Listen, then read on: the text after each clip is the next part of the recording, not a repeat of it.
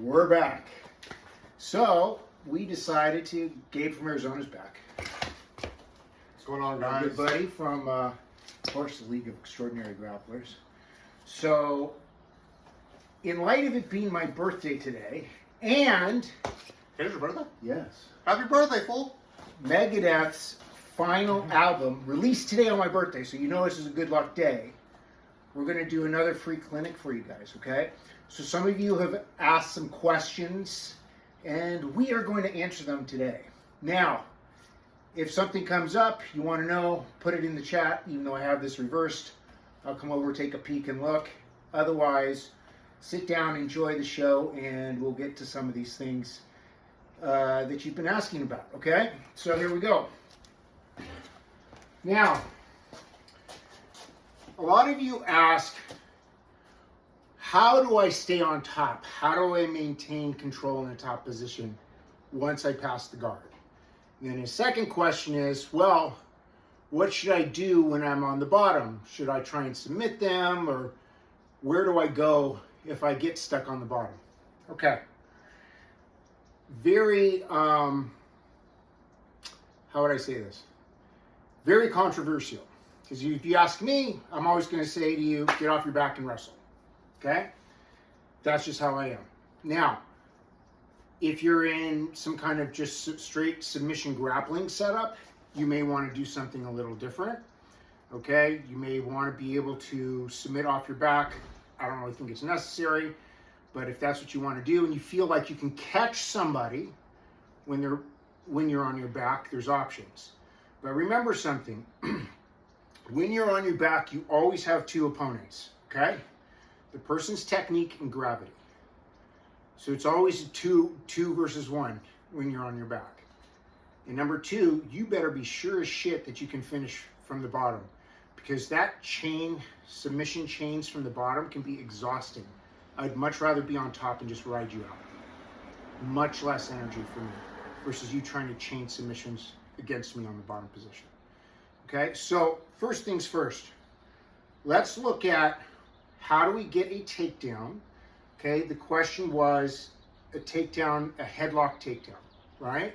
So once I do a headlock takedown, where do I go from there? Now, one of the things that you look at when you're doing a headlock takedown, a lot of times people are slipping or losing the position, especially when you're not using a gi, because you're not grabbing in the right spots. When I'm doing some kind of headlock takedown, I want to make sure, me personally, I really like grabbing the armpit, right? So if I'm here and I'm going to take him down, I'm hooking here in the armpit. And there's a reason why. If I don't have the armpit, he can slip his arm, okay?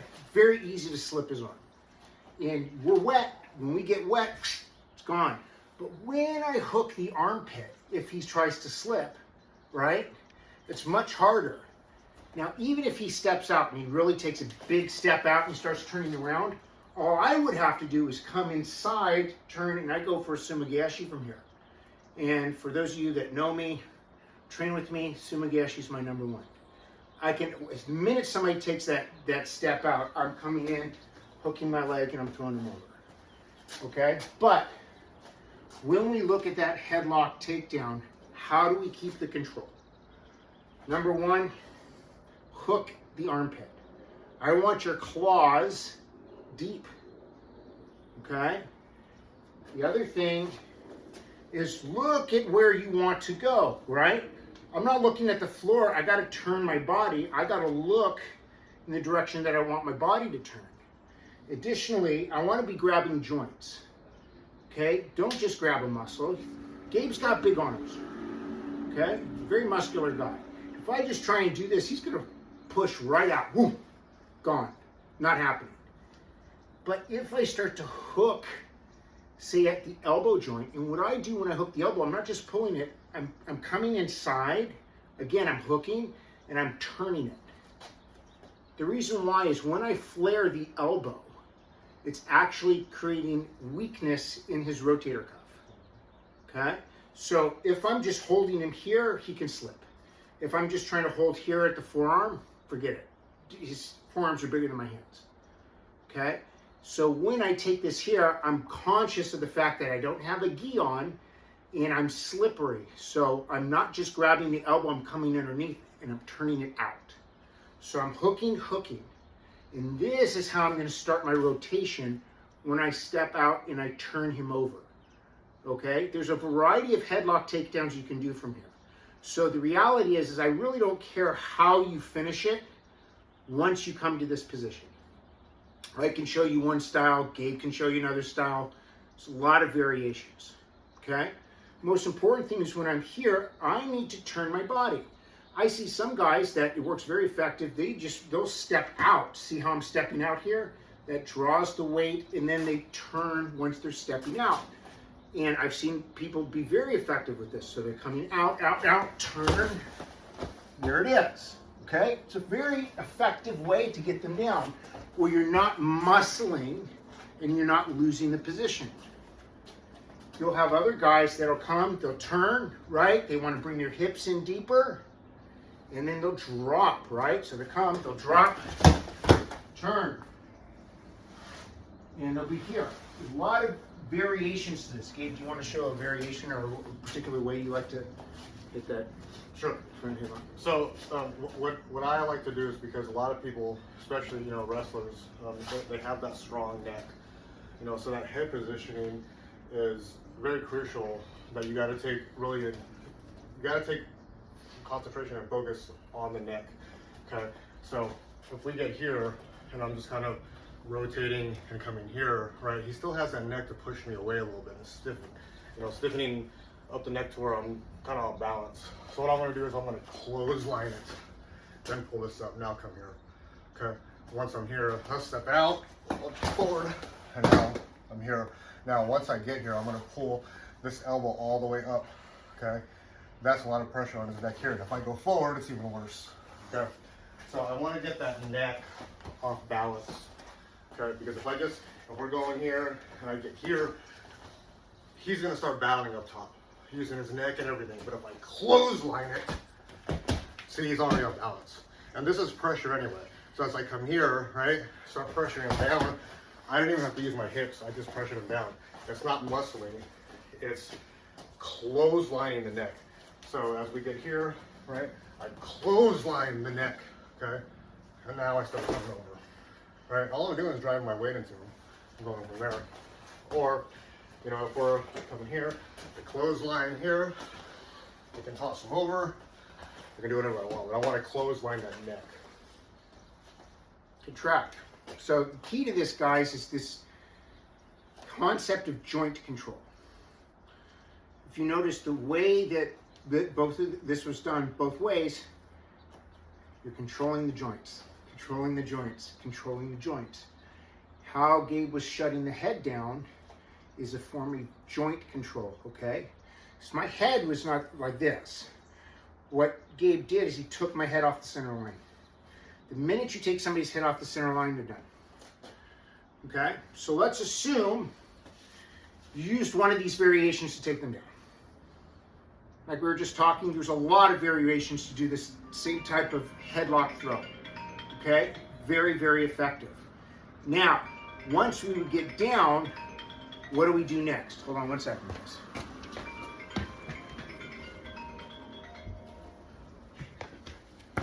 Sorry, guys. Okay. Always phone call interruptions. All right, so let's say we're on the floor. You just saw like 4 different variations of how to throw them down, right? Doesn't matter. Get them to the floor.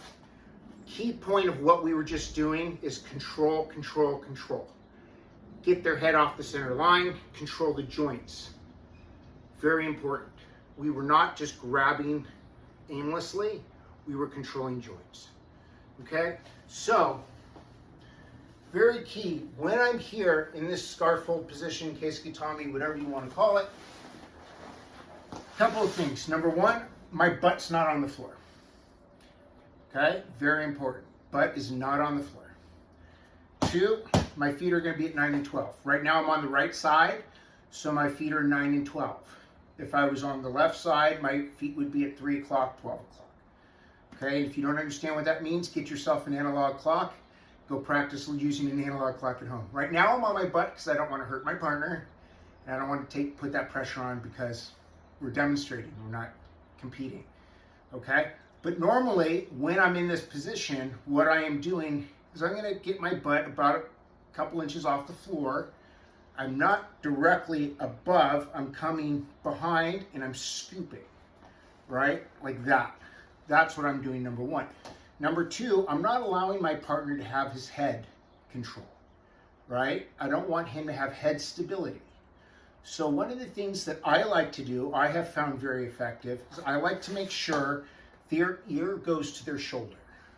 Why? Because I do not want this stability in the head. I don't want spinal stability. I want to disalign his spinal connection, right? So destabilizing the spine means I must either turn it or pin it. Got it? So as I'm doing this, I have to create that connection. Now, one of the mistakes I constantly see is when people are bringing their arm through, they're flat and they're coming directly under the neck. Gabe's neck is very strong, and he's a really, really good black belt, like top of the charts here, okay? I am not going to be able to do anything if I'm just pulling on his neck. He's too good. He's too experienced. It's not goofing around with a white belt here. So what I have to do, one of the things that I found effective that you guys may try, is I look, when I'm bringing the head over and take him off the center line, I like to blade at a 45-degree angle. So what I'm doing is when I'm cutting it, I'm bringing it up like this, right? So as I'm here, when I cut it, look what happens. It's taking the head off the center line, then I can grab my leg, okay? And like I said, I'd be off my butt at that point. I'd be grabbing that elbow again, turning it. I can come underneath, right? This hook underneath the elbow. Once I come here, bring it here, S-grip, there's a lot of different grips you can have from here. This I do like a lot. What I'll do is I'll lock this spot here, right underneath the elbow. I pin it and I hook it. And as I'm doing that, like I said, I'm bringing his ear to his shoulder. And the way I'm doing it is I'm driving my blade, okay, in a 45 degrees. Okay, so I'm taking that, I'm locking it this way. Then, when I scoop it, I hook it. Then I can scoop and hook this. Then I can take this together. Okay, it's just one variation. But this is a very easy way to control them that they're not expecting, because you're taking their attention away from what they think you're going to do. Plus, like I said, it's very important to be mindful of the ride, right? If your butt's on the floor when you're doing this, you already screwed up. You cannot have your butt on the floor, and you need to be stable with your feet. Okay, very, very important. All right, how do you like to do it? So, yeah, for instance, you know, when they're on their back, they're in a vulnerable spot, okay? And just like you said, when you're scooping the head up, you know, and you're bringing it this way and it's coming here, you know, that compromises his clavicles, his sternum, his diaphragm is pretty much compromised, okay? A lot of times what you get is when you throw somebody to the floor, and if the wind isn't driven out of them, they start scrambling, okay? You know, they start getting to a side, they start trying to take your back and so forth. So what I like to do is, as I come here, like how he just showed, maybe I don't have the time to get the elbow, right? So I'll just lock my hands here, or maybe I'll padlock here, okay? So what I'm gonna do here is, I wanna try to get my head underneath his chin, okay? So with this, I have to release here, because maybe he is scrambly, you know, maybe I'm trying to, control him, but I just can't, because I'm not controlling the hips, I'm only controlling the head. He still has the hips alive. The knees are still alive, his ankles are still alive. So I have to compromise something and apply as much pressure as I can to get in the dominant spot, which is gonna be the mount. So I'm gonna come here, I'll kick my leg back, and I'll start driving my head right into him. See how it turns his head away? Now, as I start going, I'll square back up, and I'll start grazing in, and I'm still glued to him. Now I can come under and come here. And this is a lot of pressure here, okay? Now, if I feel he's still scrambly, well, I'll come down, and I'll get my head in his chin, and I'll start raising, No, he just tapped, but really it's just pressure. It's not a submission, but it's a lot. Oh, it's a submission. But it's a lot of pressure. Now, it feels kind of rocky with movement, but you have to understand, I'm moving with him. I'm not going to be here, here, here, cutting angles. I'm following his spazzy body, and I'm using my head and up top pressure to start compromising everything by rotating and pushing up, rotating, pushing up, rotating and pushing up. Okay, this here is what's going to annoy him. What's going to lead me into a more dominant position, because he's going to be vulnerable and flat and pinned. The key to this, what Gabe was just saying, is you need to ride with confidence. I say this in class a lot, where I want you guys to start visualizing your top position as just reconfiguring your top rides. So instead of looking at it, it's like, oh, I'm going from side control, this crossbody ride, to mount, or this thing or that thing or whatever. Just look at everything as reconfiguring a top ride. If you are just reconfiguring your top ride, you will be able to have a smooth transition, as Gabe was referring to. So if somebody's real spazzy or they're trying to scramble, instead of trying to put them into a position or hold them into a position, you're riding them through their rotation. Okay, this is a very advanced concept. It's very much, I would tend to say and lean towards the opinion that it's very much a catch wrestling style vision of submission grappling in terms of how you're setting the ride, because you don't have to hold them, you can just move with them and keep riding. So visualizing your rides is incredibly important, and conceptualizing that it's all a top ride when you're on top, and just reconfiguring the top ride. I don't care. Gabe does not care. If I turn left, right, center, diagonal, whatever, all he's going to do is he's going to find his control point and he's going to keep riding. And he's going to follow his ride based on my reaction. Very key. So follow the ride based on the reaction. Because every time I move, what you're going to notice is Gabe's just going to follow it. It doesn't matter. He doesn't have to use a lot of pressure. And the irony of all this is the less pressure you use, the less static you are, and the less you force it, you give your opponent just enough to move, to scramble, you're going to wear them down. Okay? You're going to burn their energy out more, because every time I have to make a big explosion, he can reconfigure his top ride, and it makes it worse for me. Then I'm here. Then I have to go again. I have to figure out how to do it, right? I have to constantly figure out, where am I going? Okay? And every time I'm changing my direction, all Gabe has to do is reconfigure his top ride. That's all he has to do. Just reconfigure the top ride. So when you're considering what are your choke points when you're on top, and you're saying, how do I stay on top? Change the configuration of your ride. It shouldn't matter, regardless of where they're at. Shouldn't matter. If I'm here, here I focus on something called caging, right? So I don't go real heavy. I don't do this head and arm thing at the top of the head. I'm much more focused on caging his hips and controlling the hips in this position. But regardless of where he's going and how he's turning or whatever, so as he starts to move, right, I'm constantly looking for a place to ride, right? So I'm riding, I'm catching, I'm riding, even if he's turning again, right? He's doing whatever. I'm constantly looking for a way to ride it. So everything that I'm doing, these rides are important because I'm focusing on the joints. I'm not just throwing my body anywhere.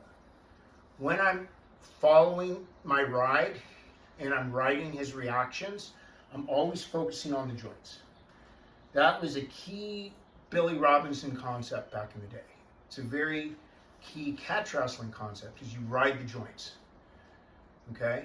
That's what I think a lot of times when people get into submission grappling or sport jiu-jitsu and they become offended by guys that actually know how to ride and wrestle, you know, in a catch wrestling style. That's one of the things you guys get offended about when you don't know how to ride joints and you feel your joints being ridden for the first time. You know, it's the same positions. It's just where's the attention under the ride, right? The attention isn't just smothering you for 2 points. I'm going to take your joints and I'm going to violate you, right? That's the idea. That's what we're focused on. That's what we're doing. Blocking transitions, transitions you have to block, because you have to understand that you're the one that's on top, so you have to stay on top. So every transition that they give you, you have to block that. And it always involves hips, blocking it with the hips, head and arm, blocking with the head and arm, to stabilize them so they can be more vulnerable on the ground. So that way, when you're on top, they can just fall into a position you can attack from there.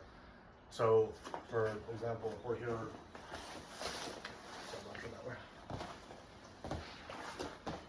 so maybe he is good at using his hips. Okay. So I get here, he starts moving, whatever. Here, I just move, and here. Okay, so now I'm on mount, right? So now maybe I'll lay him back flat. Okay. So now I'm riding him. He gets to the side, pick a side. Still riding him. Okay. So he starts getting to his knees. I'm still riding him. You see? So key thing is you just block every transition. In a nutshell, he's kind of doing all the work. He's the one moving for you. He's putting you in these positions. He's putting me in these dominant positions. So anywhere he moves, I'm always on top. Always on top. Okay? So it's blocking every transition. I think, and to your point, Gabe, this is a very key concept, especially within catch wrestling. For me, it's irrelevant what position you want to go into. I'm still going to ride you. It's something that the way that we train it's clear as day. I'm just focusing on the ride. I could care less what position you want to be in. You pick your ride. I'm still riding you. Okay? Everything Gabe just said is very, very key. Okay? You have to figure out, you have to feel the transitions in order to block the transitions and to see it coming in and to get to the next stage of your ride. Okay? I want you guys to be keenly aware that your eyes will deceive you. And one good way to do drills and to practice with people when you're executing things is start working with your eyes closed. Okay? Feel them. Remember, when we're doing this submission wrestling, submission grappling, whatever you want to call it, whoever's the best liar is the one that's going to win. And what I mean by that is everything we're doing is deception. It's smoke and mirrors. So if I can get you to focus on what you think I'm doing, and that's typically a visual presentation, I'm going to catch you with something else, right? It's not what you think it is. My goal is to trick you, to lie to you, and to just ride the shit out of you. So the more you guys can start to focus by feeling instead of looking, your eyes will lie to you. This is why all of you, when you get mounted, you go like this. Right? Everybody puts their hands up. Get off me, get off me. But that has nothing to do with what you should be focusing on. It's not this. Okay? And that's why you get armbarred. And that's why the next transition happens. Or you get arm triangle, or, all these different things that can happen. Because you're looking at a presentation, same thing with if you're in somebody's guard. Right? You're looking at a presentation and you think you're supposed to shut something down or you're supposed to react to something when that's not even what you're supposed to be focusing on. Okay? So, another question that came up was, if I get stuck and I get onto my back, what do I do? Well, you ask me, wrestle out, wrestle up. That's always your number one. Always get to neutral. What's neutral? Standing position. And wrestle them back down. Okay, I want to spend as little time on the ground as I can, especially if there's punches involved. Punches, kicks, weapons, I do not want to be on my back. Anybody that tells you otherwise, they're delusional and probably on drugs. There's not a single law enforcement professional in the world that wants to be on their back in an altercation when they are with somebody or trying to arrest somebody that's on drugs or some kind of an assailant. They want to be in the top position with them belly down as quickly as possible. Okay? So it's the same thing with MMA. Do you really want to be on your back when you have somebody of your skill level or possibly better raining down punches on you? Absolutely not. So your first order of business, if you get stuck on your back, wrestle out. So what I mean by wrestling out is disengage from whatever lock you have, right? And then wrestle to the top position. So a lot of times what happens, people get stuck and they're in the guard. They're like, oh no, what do I do? Right? I need to control his hands so I can get out. My first order of business, what I like to do, I like to just control the hands. And I like to move my feet, and I like to get up. So I don't just do this haphazardly. I don't put my feet on the floor. I'm not doing all this crazy stuff. Number one, when I'm taking a body scissor style position, my knees are grinding into the ribs. And I want to have one shoulder up, one shoulder down. I want to be at an angle. Ideally, if I can get one arm, one hand across, this is what's going to enable me to get up relatively easily. So I'm here, and I don't want to be directly in front, because look how easy it is for him to punch me, right? And all kinds of nonsense, horrible. So if there's a way for me to get his arm across, even better. Now, it doesn't always work where you're just pulling, they're going to pull back, right? You pull, they pull back. So one of the techniques I like to use in order to get the arm across or to transition myself to where I'm on an angle is a push-pull technique. So what I'm doing is I'm going to take my hands like this. So the elbow, I'm cupping on the inside, and I'm grabbing the hands on the outside, like so. So I'm almost taking like a wrist lock, and I'm not wrist locking him, but I'm pushing that in, and I'm pulling the elbow out. So as I'm doing that, I can bring him in and bring him to the side.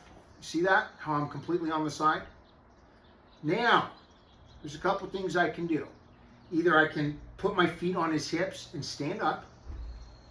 If he's tight like he is here, I don't have a lot of space, there's a couple of options that I have. Number one, I grab the wrist, I sit up, take the wrist back, right? I'm going to open my leg, sweep him over the top. There, I'm transitioned into the top position, okay?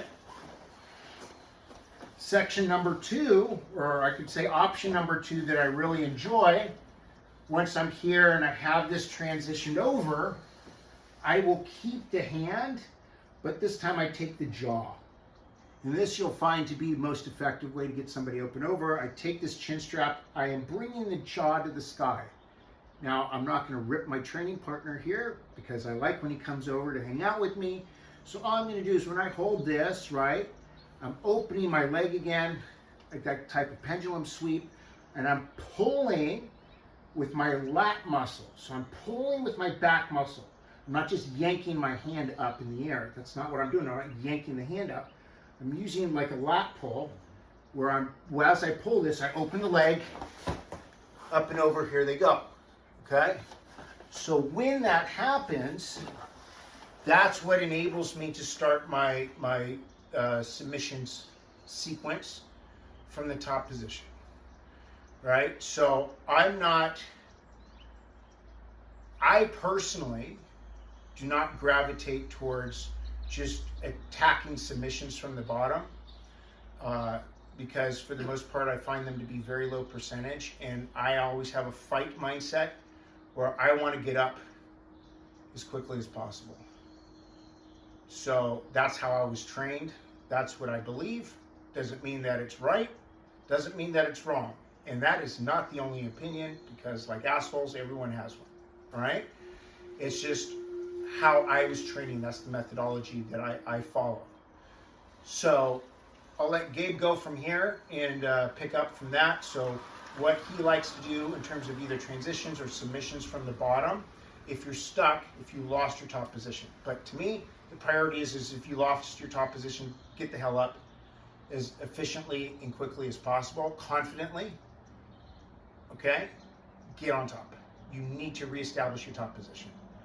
I believe that every second wasted on the bottom, you're just draining your own energy, and it's just, you're ripe for destruction. Okay?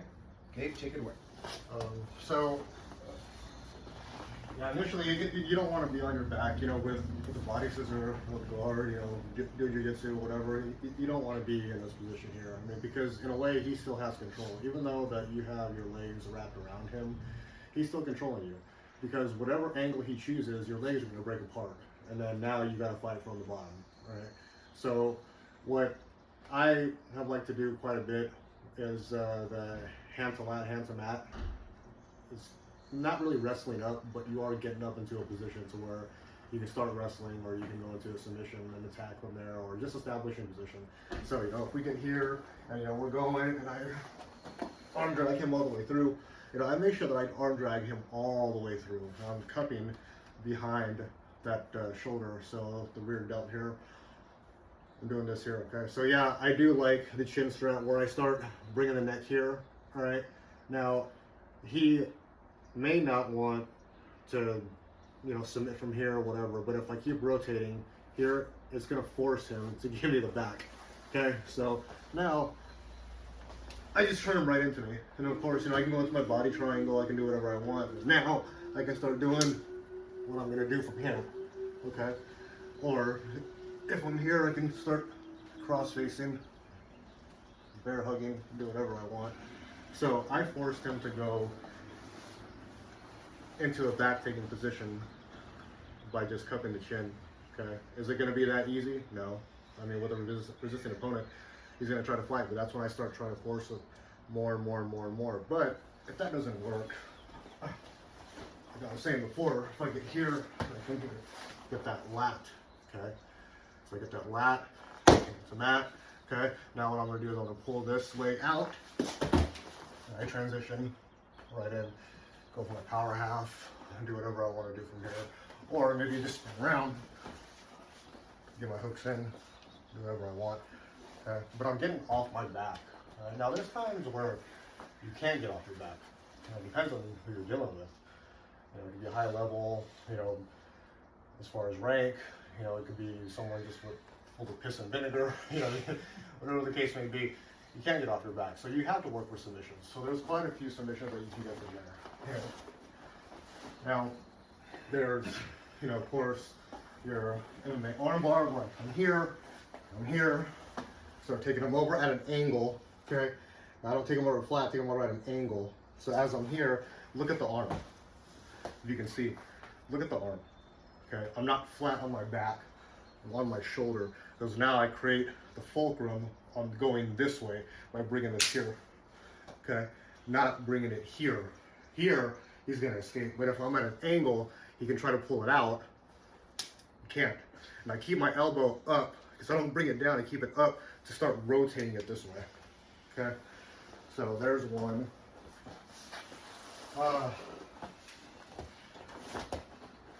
Secondly, it would be, you can go for an inverted leg lock from here. I've done it within my journey quite a few times, but I have to get them to open up.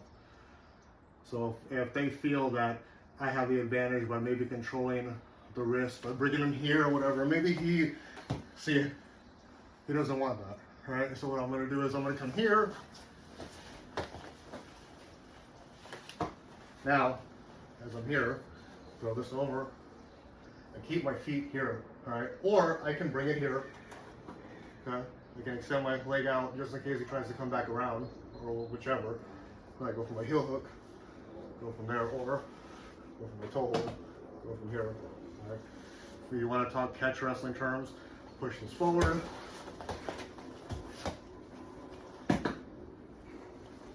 Go to my STF, go from there.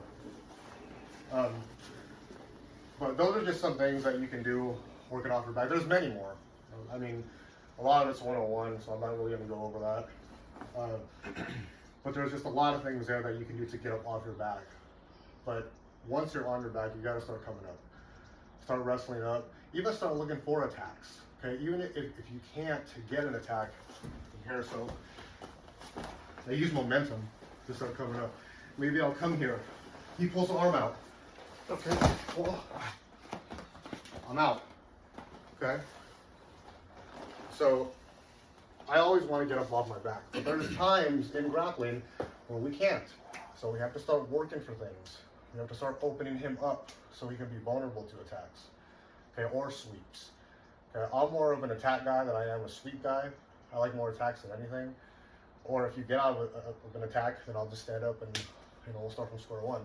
But get up off your back, because that's when you're vulnerable, especially if he's pinning me down. So if we're here and he's got really heavy hips and he starts cross facing me, okay, see, like, look at this here. Yeah, I have my hips to push him away, but now I have to work to start coming into here. I have to start trying to, start shucking the arm to get back here, and by that time I'm probably already tired, and he's full of piss and vinegar, so he's still going.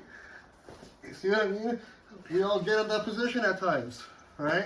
But it's our responsibility for the ones that are on the bottom to open him up, to find a spot to where we can get to an attack, or to open him up to lead into something else, whether it's a sweep or a reversal of any kind. Anything to where I can get up off my back.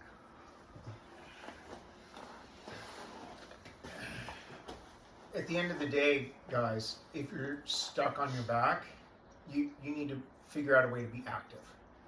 Okay? But consciously active, even if you're attacking, you need to get up. So don't stay on your back. Very, very simple. Hold on.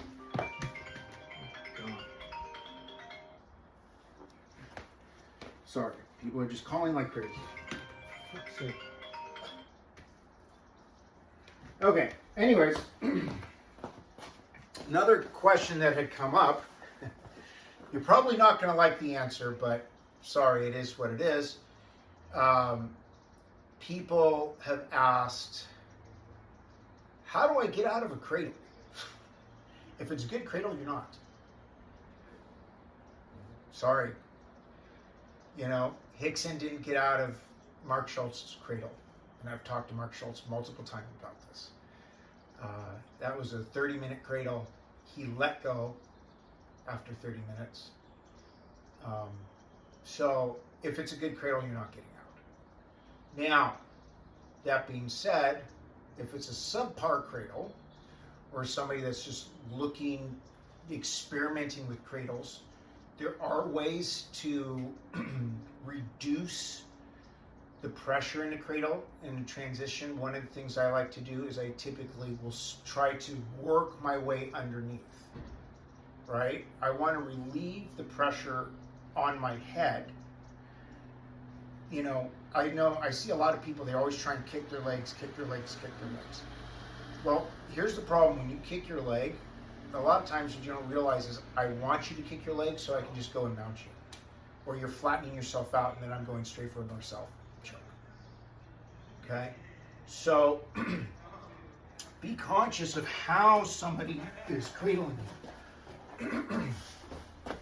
Let's say I have a cradle like this. Okay? Now, a lot of people think that just kicking their legs is going to be the answer, but it's really not the answer, because you can play that game all you want, but you're giving me opportunity to regrip you and do other things. One thing that Gabe can be doing here to get out is he can start rotating his head into me, going flat onto his back, rotate his head in, bring his hand inside, and turn, then he's out, and then he can start turning in, coming up. Right? So there's a variety of transitions he can do. But like I said, you're not getting that on somebody that's good at cradle. I hate to break the news to you. If it's a good cradler, you're fucked. Sorry. Work on not getting cradled. Right? A lot of that has to do with work on not putting yourself in these awkward positions. So here's a little cheat code for you guys. What jiu-jitsu guys find as their safety mechanism, recovering the guard, those of us that wrestle and focus on, a really aggressive top position rides, you're giving us a cradle every single time. I don't care what belt level you are. I can cradle anybody I want to, whenever I want to, especially if it's a jiu-jitsu person, because why? They're programmed to do what? Recover guard, recover guard, recover guard. Well, every time you recover guard, what happens? Oh, thanks. Christmas came early, right? Here's another cradle, right? Then he's got to try and peel the hands. That's what you got to do, right? So one way to work out a cradle, start peeling the hands. When you peel the hands, don't be grabbing the wrist. You have to start working at the fingers. So depending on what type of grip they have on the cradle, typically, you know, people are going to have like an S grip in the cradle. Work on peeling the fingers. Work out of that neutral position. Change the direction of the hand just enough to where you can get out. Doesn't mean you're going to be in a better position. Okay? Doesn't mean you're not going to get finished, you're not going to get pinned, you're not going to get submitted. It's just going to put you out of the cradle. And yes, you can submit people from a cradle. I do it all the time. So I don't want to hear, well, yeah, cradles, I don't care if somebody cradles me, you can't do anything with a cradle. Like how you can't. It's very easy to finish people in a cradle. Okay? Do you want to add anything to that regarding escaping cradles? Let's be honest. Everything is escapable. It's just you have to work at it. You know, there's a lot of compromising positions where you have to actually kind of hurt yourself to get out of things, because I mean it's an escape. You know, you're escaping something, so you have to kind of sacrifice yourself in a way to get out of things. Okay, yeah, cradle is very difficult to escape. I've escaped a few within my journey, and it wasn't easy. I actually was kind of drained after escaping cradles because it's work. You know, you're fully compromised. Your knees are compromised. Your hips are compromised. Your neck is compromised. You know, your crunch, especially if you get somebody who's really heavy on you. You know, so there are ways to escape. If I can remember one way, it wasn't the most neatest way to escape. It wasn't the most perfect way. I mean, but what escape is perfect, and what escape isn't choppy. You know, when you're escaping, there's no perfect way unless we're showing it demonstration-wise, right? And the problem is with the cradle is if he has me in the cradle here, you know, if we're flat here, you know, wrestling, you know, we're pretty much done here. You know, this is a pin here. You know, you can try to kick all you want, you can try to do whatever you want. It's just not going to work. Okay. The problem is here is this hand. This arm here is the problem. Okay. This is already compromised, but this is the problem. Okay.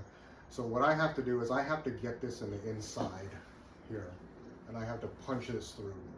This is how I escaped years ago against an ASU wrestler who came in at one of the gyms I trained at a long time ago, an open mat, and kudos to him because he was a really good wrestler. I mean, go figure, ASU wrestler. But I escaped it this way because I timed it, and plus I was only 145 pounds, so I got out easily. But before he can set his hip in and really try to crunch me up, I got this arm free and I shot this through, and I came out here. Now, did it lead into him kind of waist riding me? Yeah, of course, but I got out of the cradle. Okay, it wasn't easy, but I got out of it. All right. You know, the one on the inside, as we're here, okay. Now, this here is even more detrimental because all he has to do is roll me on the back. And now, I can't really go anywhere. Right? So, what I have to do in this position here is I have to use my hips, okay? Now, let's go this way. Now, the more he drives forward, the more this leg starts coming forward too, okay? So what I'm gonna do is I'm gonna use this, okay, to grab onto. It's not gonna be much, but it's gonna be enough to get my hips to the mat. So I grab here, and I start coming through, okay? Is it gonna be easy? It is not. It's gonna be very difficult because it's one of those things where every escape, it's rapid and it's quick. I can't let him sit. So if we're going bam, bam, bam, and he got me in the cradle, right? I can't be like, oh, you know, what am I gonna do now? What am I gonna do now? well, I'm gonna go for here. Well, by that time, he's already driving me back down. The minute we hit, I should already be going. The minute we hit, I should already be going, especially during the cradle. Okay? If you let him sit and marinate into you, it's probably not going to be the best thing for you. It gives him time to set in because he already has that control. Now you have to work and try to fight out of it the best way you can. But every escape is tiny. Every escape is rapid. The minute you hit, you should already be going. It's very true. You know, and to kind of just piggyback on Gabe's point, one thing that I've noticed a lot when people come to roll and they want to train with me and stuff like that is you're allowing this tension in your body for the time the bell starts to the time the bell ends, right? You have this constant tension, and you have to manage your tension. You know, one of the things that the Russians were very successful with is how loose and flowy they were until it was time to explode. So learning to manage your explosion, like what Gabe was just saying, it's incredibly important. There's no such thing as a 10-second explosion. There's no such thing as a 20-second explosion. There's no such thing as a 5-minute explosion. Okay? When we are looking at an explosive transition, an explosive escape or whatever, you're looking at what, like a second or less. It's quick. And one of the things that I think everybody needs to realize is once you're at a decent blue belt level, you know a bunch of moves. It's not about moves. It has to do with the amount of time we've spent on the transitions and the escapes and building that speed, the efficiency. So there's an efficiency factor in terms of how you're transitioning your escapes. That's what makes it different from blue to black, as an example, or intermediate to advanced. It has nothing to do with a secret move. Okay, so let's just get that out of the way. So I would highly encourage you guys to really focus on how to manage your tempo, manage your pace, and to know how to have that explosive transition when it's necessary. Okay? Because there are times where you can have a transition that you want it to be a little bit slower, right? Or you want it to be a little bit softer. But it's the timing of the transition that makes it important. Okay? So this is your value judgment that you need to be focusing on when you're training. Not, oh, let me go to BJJ Fanatics and buy 18 more videos at $600 a pop to be the best grappler in the world. No. That's not going to do it. We could sit here for the next 3 hours and show you God knows how many moves, and then forget them all, and then add another 3 hours with the moves. For free. Wouldn't help you. What's going to help you is what we're telling you now. Okay? How you manage your transitions, how you work your timing in your escapes, everything. These are the components that are going to matter the most. This is the truth. These are the things that are going to matter the most. Not, oh, let me look at this cool move. I'm going to practice this move. What the fuck, dude? Stop with practicing the moves. Body mechanics is the important thing. It's up here, guys. I mean, all due respect to every wrestler out there, you know, who, because, you know, arts evolve, you know, and what I've seen quite a bit is that single leg, when a wrestler gets a single leg and they do the back flip over to get out of the single leg, okay? and that's cool to watch. I mean, and there's nothing wrong with it. I'm not bashing it. There's nothing wrong with that.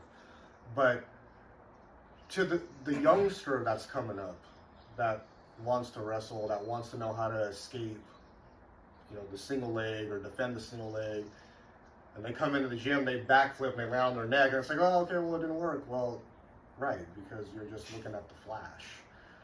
Body mechanics is so important with escapes because it all involves the hips, okay? Especially when you're on the floor. It involves the hips.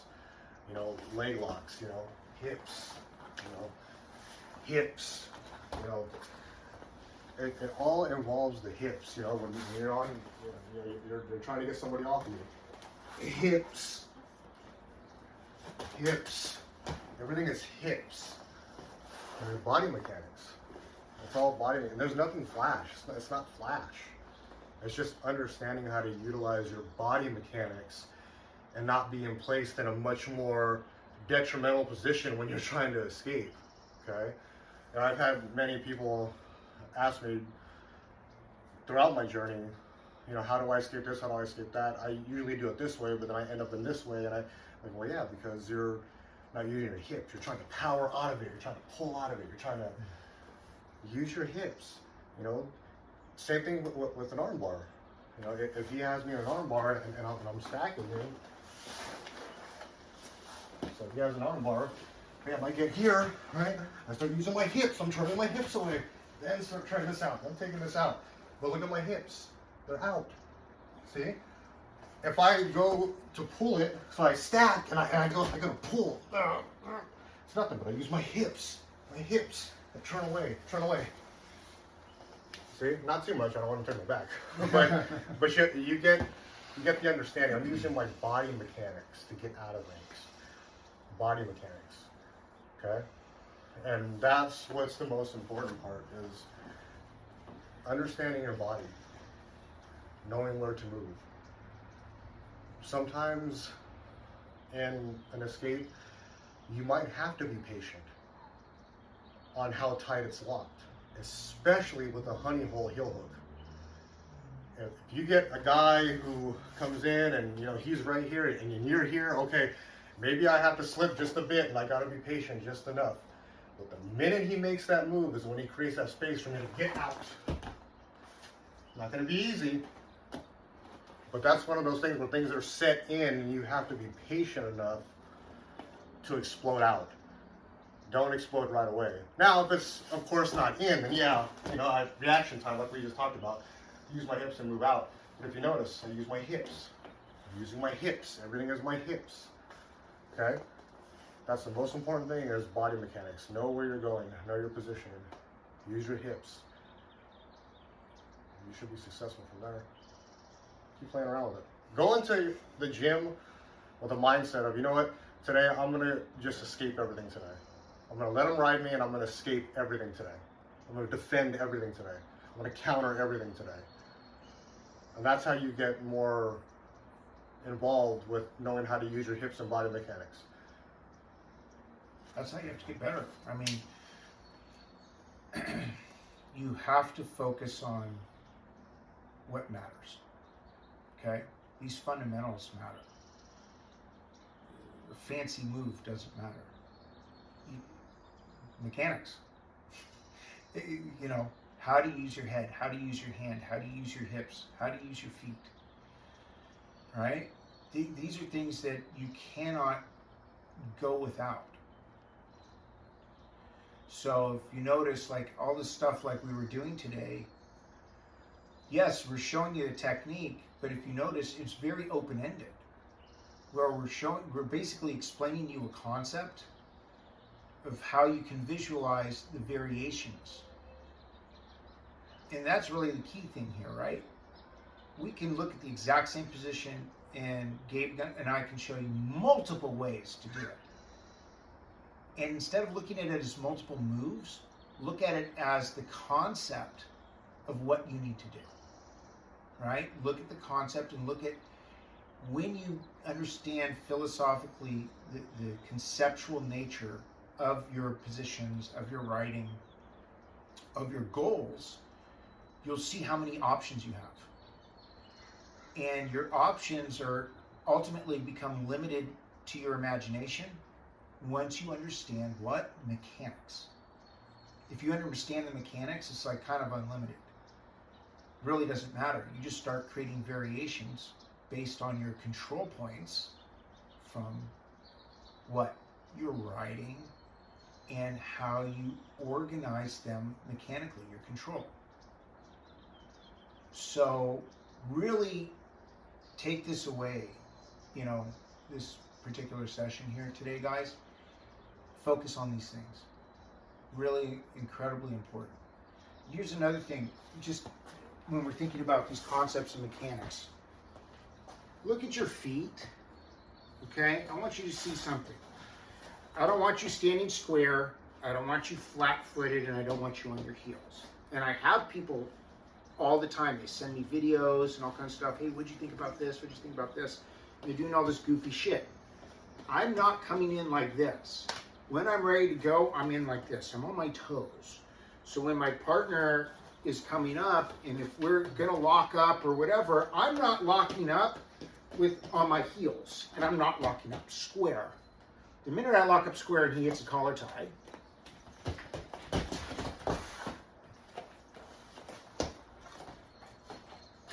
okay, is what it is.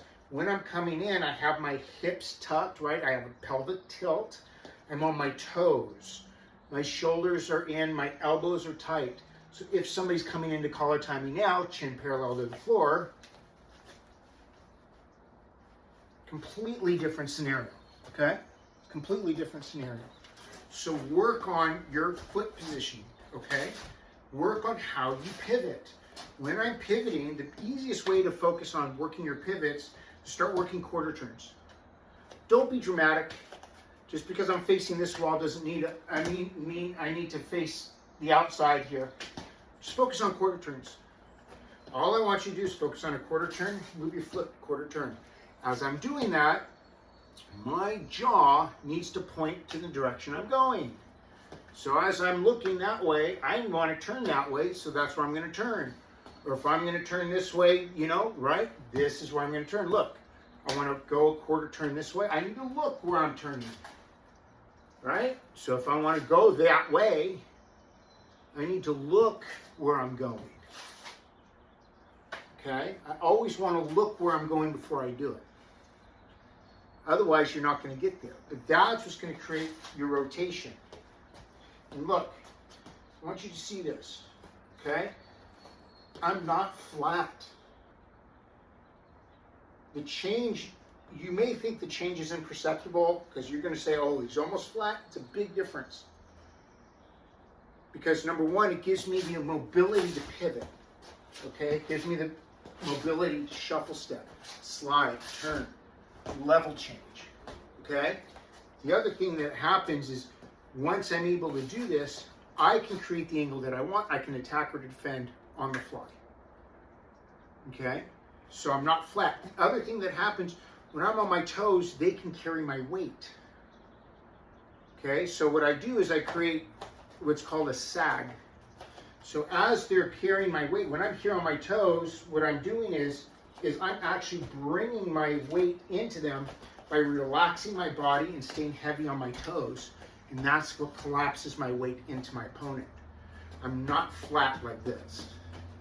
This is not it, and I'm sure as hell not square. You want to get taken down in about half a second? Stand like this with flat feet. Watch what happens. You need to have active toes. You need to be mechanically sound. You need to know my level change is not like this. This is not a level change, guys. This, look at this. My chin needs to be parallel to the floor, okay? My level change, when I'm here, okay? I'm engaging my legs, my butt, okay? How I'm positioning my toes. When I level change is here with my jaw parallel to the floor. That's a level change. This is not a level change. This is not how you're gonna hit a takedown. Okay? So focus, again, what we've been talking about today, focus on the mechanics. Organize yourself so that when you are coming in, you are ready to go. Right? So we're moving, we're ready to go. This is how we're tying up. No matter what, it doesn't matter what the tie-up looks like. It doesn't matter what the takedown looks like. What matters is how you set your body up for success.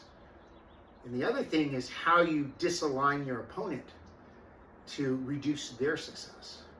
It's like Gabe was saying, everything has a counter. Everything, you can literally counter everything. Now, it's not about what can become uncounterable. What we're doing is we're reducing the counter chance, right? We're reducing that ability for them to counter by being as effective with our mechanics and our timing as possible.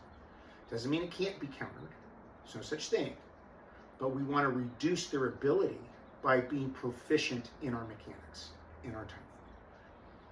Anything else? Should do it. But that's mechanics as well. You know, I mean, driving the weight in, using the hip, using the lead leg. It's all mechanics.